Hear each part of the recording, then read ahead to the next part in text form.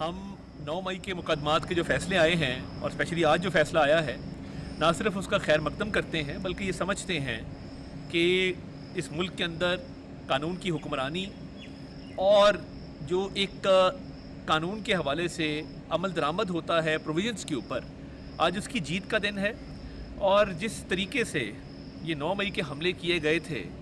और इसमें इररिफ्यूटेबल एविडेंस यानी नाकाबिले तरदीद सबूत मौजूद थे कि जिन लोगों ने, जिन बलवाइयों ने, जिन हमला आवरों ने ना सिर्फ दिफाई तनसीबात को नुकसान पहुँचाया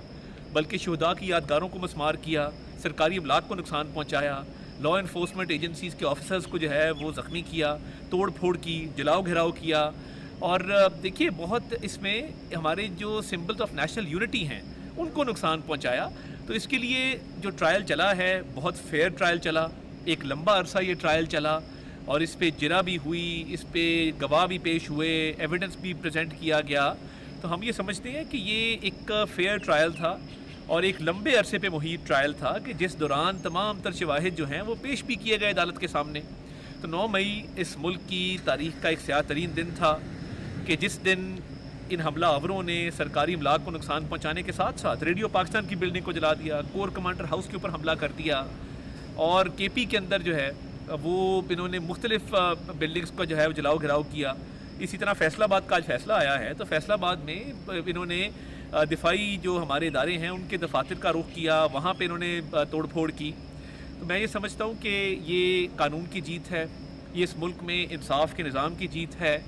और जो लोग ये समझते थे कि वो कानून से मुबारा हैं और वो इस तरह के हमले करेंगे और किसी किस्म की कोई कार्रवाई नहीं होगी, तो मैं ये समझता हूँ कि आज उनके खदशात भी जो हैं वो गलत साबित हुए और इन सज़ाओं से आइंदा कोई भी जुर्रत नहीं करेगा कि वो दुश्मन के हाथ मजबूत करे, क्योंकि जिन दिफाई तनसीबात को इन्होंने निशाना बनाया, ये हमला आवर हुए, इन्होंने लूट मार की, जलाओ घेराव किया और जो ज़बान इस्तेमाल की वो तमाम तर कैमरे की आँख ने महफूज की।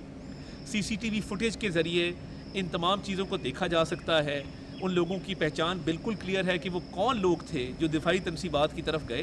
तो हम ये समझते हैं कि ये एक बहुत ही इनका घिनौना जुर्म था और ये उसकी तौजीहात भी पेश करते रहे, मगर ये रोज़े रोशन की तरह आया है कि इसका मास्टरमाइंड जो इनकी पार्टी का बानी है, जो जेल में है, ये उसने बाकायदा जूम मीटिंग की और उसमें कुछ लोगों ने इख्तलाफ भी किया कि हमें ये हमले नहीं करने चाहिए, मगर ये बलवाई, ये हमला आवर, ये जिस तरीके से इन्होंने दिफाई तनसीबात को नुकसान पहुंचाया, शोहदात तक की तकरीम ना की कि जिन्होंने अपनी जान मुल्क पर निछावर कर दी, उनकी यादगारों को मस्मार किया और पूरे मुल्क के अंदर एक साजिश के तहत एक बाकायदा तौर पे निज़ाम को नुकसान पहुंचाने की कोशिश की गई। तो ये जो सज़ाएँ हुई हैं कानून के मुताबिक हुई हैं, एक फेयर ट्रायल के ज़रिए हुई हैं और इसका नतीजा यही निकलना था जो कि निकला है।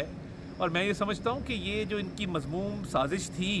जिसके तहत मुख्तलिफ़ शहरों में एक कोऑर्डिनेटेड एफर्ट के ज़रिए इन्होंने ये काम किया, ये तो दुश्मन ने भी कभी नहीं किया। और दुश्मन ने ये ख्वाब ज़रूर देखा, मगर आपने देखा कि दुश्मन को जिस तरीके से फ़ौज पाकिस्तान ने मुँह तोड़ जवाब दिया और मार्का हक़ जो है अल्हम्दुलिल्लाह अल्लाह ताला ने हमें उसमें फ़तह नसीब की।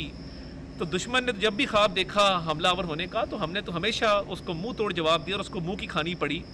ये कैसे लोग हैं जो वो काम करने पे तुले हुए थे कि जो दुश्मन भी नहीं कर सका। तो मैं ये समझता हूँ कि ये आइन और कानून के मुताबिक जो सज़ाएँ इनको हुई हैं इनका खैर मकदम करते हैं।